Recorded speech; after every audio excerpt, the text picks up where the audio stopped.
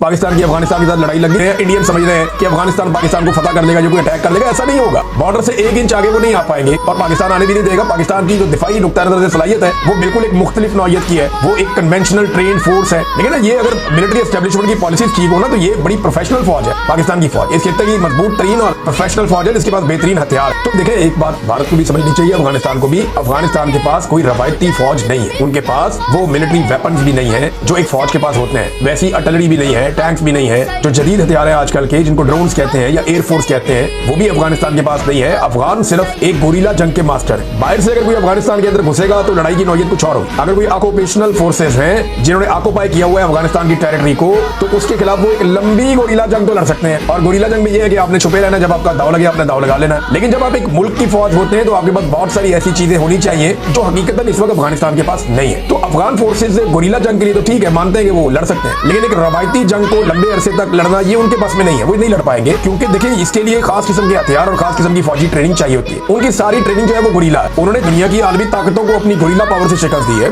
Russia को दे दी, America को दे दी, लेकिन वो पहाड़ों के अंदर छुप के कमीन गाहें बना के वो एक तरीके से लड़ते हैं। पाकिस्तान के साथ उनकी वैसी लड़ाई हो नहीं सकती। हाँ, ये जरूर हो सकता है कि वो पाकिस्तान के साथ अगर ताउन ना करे तो पाकिस्तान के अंदर दहशतगर्दी के वाकयात बढ़ते जाए, या अफगानिस्तान पाकिस्तान के अंदर जो है वो गोरीला वॉर के अंदर सपोर्ट देना शुरू कर दे उन एलिमेंट्स को जो पाकिस्तान के अंदर फोर्सेज के ऊपर अटैक करते हैं। ये दूसरी बात है। ये वैसा नहीं है जैसा लोग समझ। एक तो इसमें आप याद रखें भारत का किरदार है। भारत हवा भरने की कोशिश करता है कि लड़ाई हो जाए, किसी तरह पाकिस्तान एंगेज हो जाए। भारत भी ये जानता है कि अफगानिस्तान के पास उस नौयत के हथियार या ट्रेनिंग नहीं है कि वो बॉर्डर से कोई बहुत बड़ा दबाव डाले। लेकिन भारत ये जानता है कि अफगानिस्तान एंगेज कर सकता है और उसके जरिए से पाकिस्तान के अंदर के हालात खराब कराए जा सकते हैं।